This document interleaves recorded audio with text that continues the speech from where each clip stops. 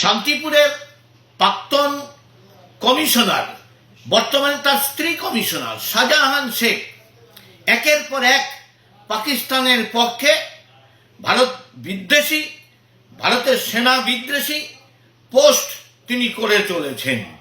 গত রাতে অ্যারেস্ট হয়েছে, কিন্তু দুর্ভাগ্য সারা পশ্চিমবাংলা জুড়ে তৃণমূলের এই রকম সাংগঠনিক জনপ্রতিনিধিরা পাকিস্তানের প্রেম তাদের উতলে পড়ছে। আমার মনে হয় এই রকম মানসিকতার লোকেরাই ওয়াকফের বিলের বিরুদ্ধে প্রদর্শন করতে গিয়ে মুর্শিদাবাদের হিন্দুদের পশ্চিমবাংলার বিভিন্ন জায়গায় অত্যাচারিত করেছে, তাদের ঘর বাড়ি ছাড়া করেছে, লুটতরাজ করেছে। এই মানসিকতার জন্যই এদেরকে অবিলম্বে শুধু অ্যারেস্ট করলে হবে না, ভারতের অন্যের এদের অধিকার নেই।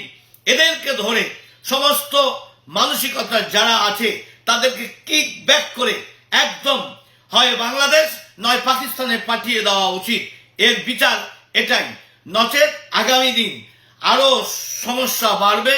এই মানসিকতার মূল শিকড় উপড়ে ফেলে, কারণ এদেশে তাদের থাকার কথা নয়, দ্বিজাতি তত্ত্বে দেড় ভাগ হয়েছে, তাদের উপযুক্ত স্থান যারা পাকিস্তান চায়, পাকিস্তানের প্রেম উতলে পড়ে, তাদেরকে পাকিস্তানে পাঠিয়ে দেওয়া নচেত বাংলাদেশে পাঠিয়ে দেওয়া, এটাই হচ্ছে উপযুক্ত বিচার। তৃণমূল নেতার দেশবিরোধী মানসিকতা। নমস্কার বন্ধুরা, আমার নাম ধ্রুবজ্যোতি সরকার। রানাঘাট লোকসভার অন্তর্গত শান্তিপুর বিধানসভার তৃণমূলের প্রাক্তন কাউন্সিলর ও বর্তমান কাউন্সিলরের স্বামী শাহজাহান শেখ সম্প্রতি অপারেশন সিন্দুরের বিরুদ্ধে তার ফেসবুক অ্যাকাউন্টে একাধিক আপত্তিকর ও দেশবিরোধী পোস্ট করেন। ভারতবাসীর এই গর্বের মুহূর্তকে ছোট করে দেখানোর চেষ্টা এই শাহজাহান শেখের। অবশেষে জনরোষের মুখে পড়ে তিনি পরে সেই পোস্টগুলি ডিলিট করলেও ততক্ষণে মানুষের মনে ক্ষোভের আগুন জ্বলে ওঠে। আর এখন উনি বলছেন ভুলবশত বাড়ির বাচ্চারা হয়তো পোস্ট করে দিয়েছে। ধরা পড়ে রীতিমতো সুর পাল্টেছেন উনি। শুনুন কি বলছেন তৃণমূল নেতা শাহজাহান শেখ। আমরা বংশ পরম্পরা এই ভারতে বাস করি, এই ধরনের ইচ্ছাকৃত কোনো মন্তব্য আমি করিনি। আমার কীভাবে হয়েছে এটা আমি নিজেও জানি না। আমার মোবাইল থেকে হয়তো হয়ে যায় কোনোভাবে, আমার মোবাইল বাড়ি বাসা ঘাটের সময় পুরোপুরি যা হয়েছে আমার হচ্ছে। সেটা ক্ষেত্রে একটা পোস্ট হলো, তার 47 মিনিট বাদে আবার আর একটা পোস্ট, দুটো পোস্ট হয়েছে আজকে সারাদিনে। এটা জিনিস আমার কোনো জানা নেই। আমার মোবাইলটা আমার বাড়িতে বাসা ঘাটে তো সেক্ষেত্রে আপনাদের মুখ্যমন্ত্রী নিজেরাও বলছেন এই সময় একসঙ্গে সকলে মিলে থাকা অবশ্যই এবং যুদ্ধের প্রকৃতপক্ষে ক্ষয়ক্ষতি তো হচ্ছে, কিন্তু তার আগেও যে 26 জন নিহত সৈনিক তাদের যেটা অত্যন্ত দুঃখজনক ঘটনা। তো তার পরিপ্রেক্ষিতে ভারতবর্ষ যে আক্রমণ করছে সেটা কি আপনার পছন্দ হচ্ছে না? অবশ্যই তারা আমার দেশের মানুষ, যদি আমার ভাই হতো প্রাণ দিয়ে তাহলে সেটা আমার লাগবে।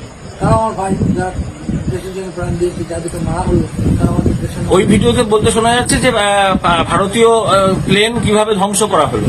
তো ভারতীয় প্লেন ধ্বংস করলে কি আদৌ আপনার ভালো লাগবে বলে মনে হয়? পাকিস্তান তারা যেহেতু আক্রমণ করেছে নিহত যে পর্যটকদের, দেশে পাকিস্তানের সাথে ভারতের খেলা হয়, আমরা এখানে খেলা দেখি পাকিস্তান হাল বাড়ি, আমরা ভারতের হয়ে আনন্দ করি।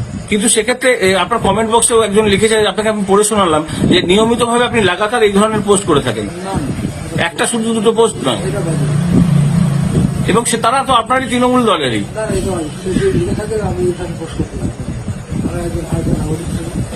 এবং সবচেয়ে বড় কথা হচ্ছে আপনি কাউন্সিলর প্রতিনিধি, বর্তমানে প্রাক্তন কাউন্সিলর এই এলাকার। তো আপনি তো একটা দায়িত্ববান মানুষ, তো সেক্ষেত্রে আপনার পোস্ট এগুলো কি কি মানে যদি হয়ে থাকে তো অজান্তে আমার জানার মধ্যে হয় না। জানা গেছে ভারত আমি আগে বললাম আমার ভারতে কে করে মানুষ গতকাল মানুষের ভারত সেটা তো এখন বলছেন, কিন্তু পোস্ট করার আগে সেগুলো কি বলা যেত? অজান্তে হয়েছে, আমি জানি না। অজান্তে দুটো পোস্টই হয়ে গেল। হবে জিনিস আমার বাবা মোবাইল আমার বাড়িতে বাচ্চারা থাকে। সেক্ষেত্রে কি বলবেন যাদের কাছে এই মেসেজটা যাচ্ছে আপনার দলীয় স্তরের? যদি আমার দিয়ে থাকে তাহলে আমার হয়তো অজান্তে হলো, আমার একটা ভুল স্বীকার করতে হবে। যাদেরকে দিয়ে বন্ধুরা, ভিডিওটি ভালো লাগলে দয়া করে লাইক শেয়ার করে দেবেন, আমাদের পেজটা ফলো করে নেবেন, আর আপনার মতামত কমেন্ট করে অবশ্যই জানান। ধন্যবাদ।